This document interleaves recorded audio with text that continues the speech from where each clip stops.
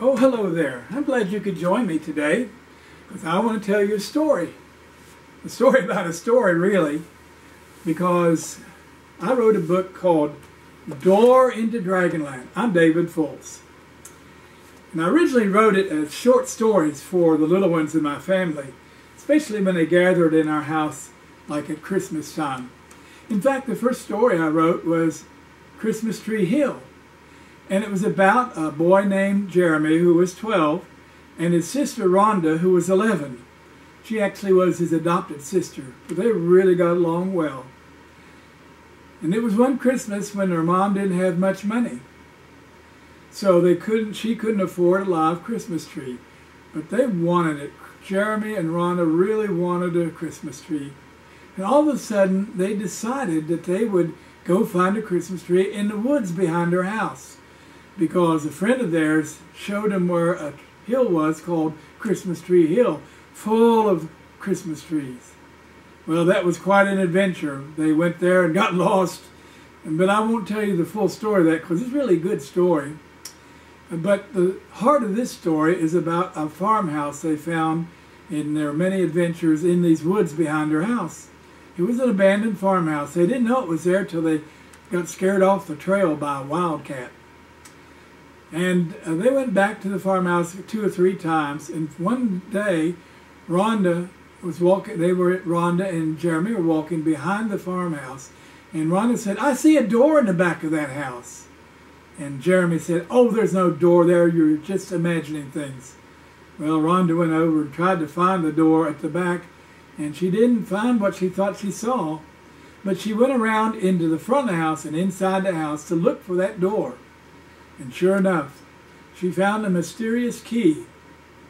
And the key went into a keyhole that she also saw at the back of the house in a pantry.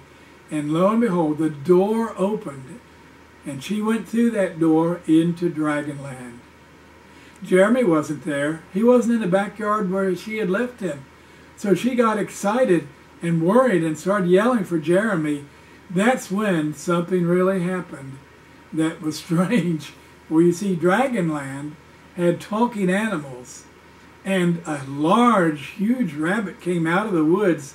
He was the ranger of the woods. His name was Oswald, and he tried to sush her so that she wouldn't yell anymore.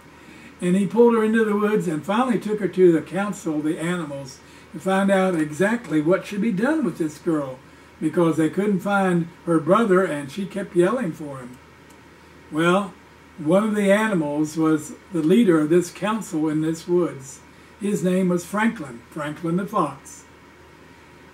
And he determined that they needed to at least hide her overnight. So they did, in a bear cave.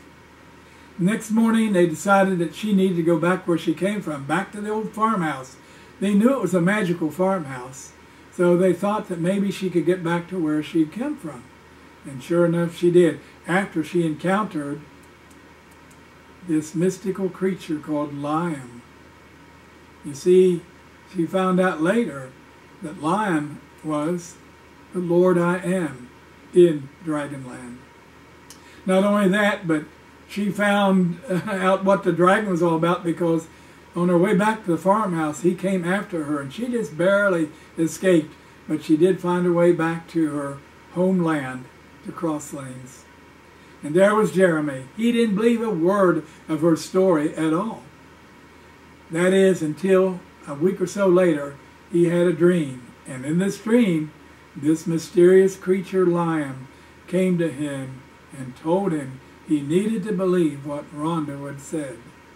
And in fact, he gave Jeremy a mission to go rebuild a ruined city that was in Dragonland.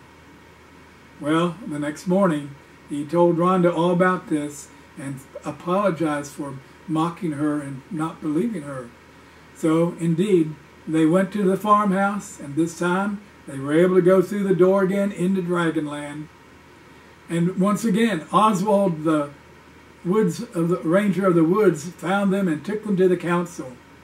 The council heard the dream, and because they believed in the Lord I Am and knew he was indeed supreme in that land, they decided that they should help Jeremy, and Rhonda go to this ruined city and rebuild it somehow. So they formed a company. Now this is the company. It was a burro, a donkey, a bear, Franklin, and of course, Rhonda and Jeremy. Well, I don't want to tell you all about the story because I'm hoping that you will read this story. It's a wonderful, exciting story. Or maybe if you're a father or grandfather, mother or grandmother, you will want to get this book and read it to your children and grandchildren. Well, you can get the book at Amazon and Barnes & Noble. My name is David Fultz, and I'm the author of this book. I think it's exciting, and I think you'll love it. Thank you for listening.